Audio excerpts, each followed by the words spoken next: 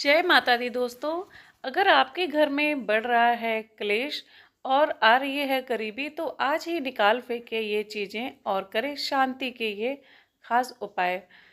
Friends, लगभग हर व्यक्ति को आस रहती है कि उसके घर व परिवार में सुखद माहौल बना रहे और धन की बरकत होती रहे। जब परिवार में प्रेम भरा माहौल रहता है तो वहाँ पर लक्ष्मी का वास होता है। पर सवाल यह है कि घर में सुख शांति व समृद्धि कैसे बनी रहे। घर में हमेशा सुख शांति बनी रहे, लेकिन आपने भी यह महसूस किया होगा कि कई बार आपसी तालमेल बेहतर होने के बाद भी घर में अक्सर कलह और क्लेश का माहौल बना रहता है। घर में रोजाना हो रहे इन झगड़ों की वजह से कई बार घर भी टूट जाते हैं।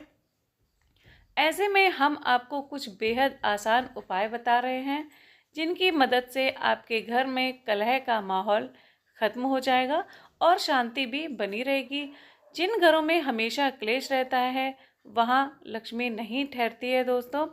तो घर की खुशहाली के लिए निकाल दें ये चीज़ें। आइए बताते हैं कौन सी चीज़ें निकालनी हैं। घर से कुछ ऐसी चीज़ों को हटाने की सलाह दे रहे हैं जिनके रहने से घर में विभिन्न प्रकार की समस्याएं बनी रहती हैं। यदि उन चीज़ों को घर से बाहर कर दिया जाए तो घर में खुशी की लहर दौड़ पड़ती है। तो पहला है हमारा कबूतर का घोंसला। जी हाँ दोस्तों, घर में कबूतर का घोंसला होने से बीमारी व आर्थिक स्थिति खराब बनी रहती है। अगर घर में किसी भी हिस्से में कबूतरों का निवास है तो उसे तुरंत हटा दें। दूसरा है मधुमक्खी का छत्ता। मधुमक्खी का छत्ता घर में अनेक प्रकार की समस्याएं उत्पन्न करता है, जैसे परिवार में रोग, घर में दरिद्रता, परिवार के सदस्यों आपस में तनाव, बच्चों की शिक्षा में बाधा आना आदि। मधुमक्खी का छत्ता अतिशीघ्र घर से हटा देना चाहिए। तीसरा है मकड़ी के जाले। तो दोस्तों, घर में मकड़ी का जाला लगा रहने से नकारात्मक ऊर्जा का वास रहता है, कार्यों में रुकावटें आती हैं एवं भाग्य के बल में कमी आती है। घर में मकड़ी का जाला लगा रहने से धन की स्थिति में डंबाडोल रहती है, इसलिए घर में मकड़ी का जाला ना लगा रहने दें।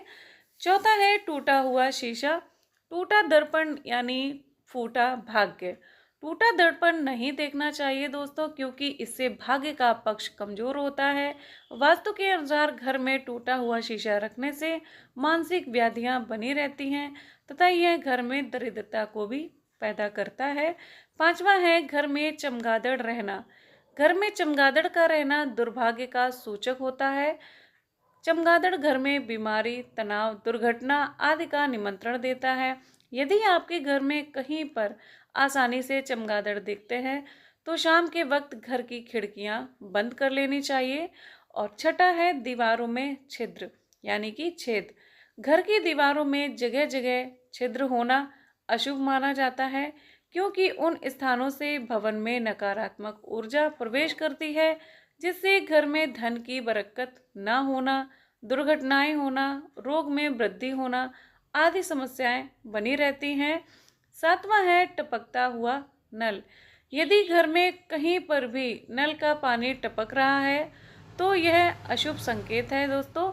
जल ही जीवन है और यदि घर में जल बेवजह बर्बाद होगा तो परिवार में अनेक प्रकार के संकट उत्पन्न होंगे, जैसे जीवन साथी से अनबन, बच्चों का स्वास्थ्य खराब रहना आदि प्रॉब्लम बनी रहती हैं।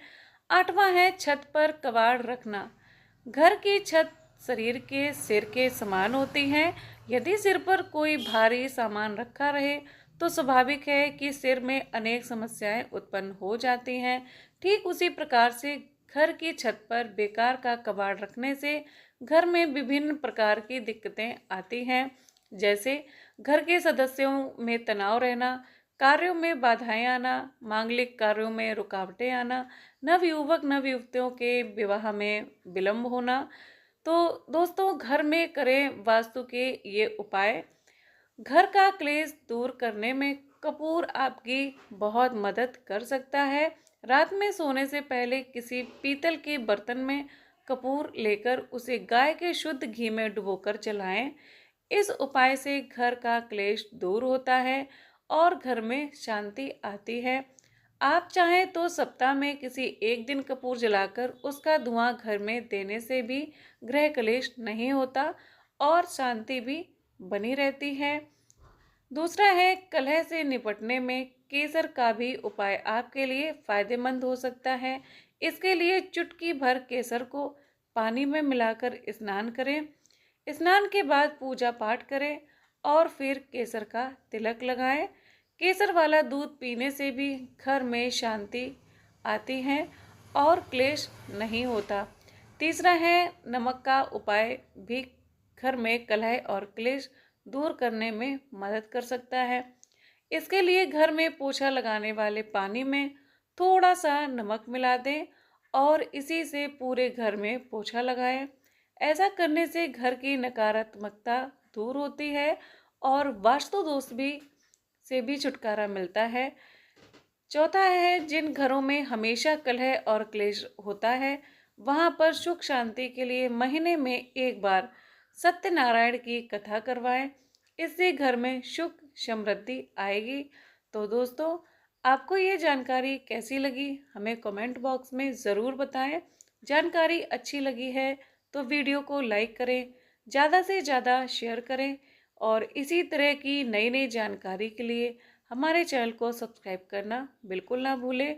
मैं इसी तरीके की नई नई वीडियो आपके साथ शेयर करती रहती हूँ। यहाँ तक रहने के लिए धन्यवाद।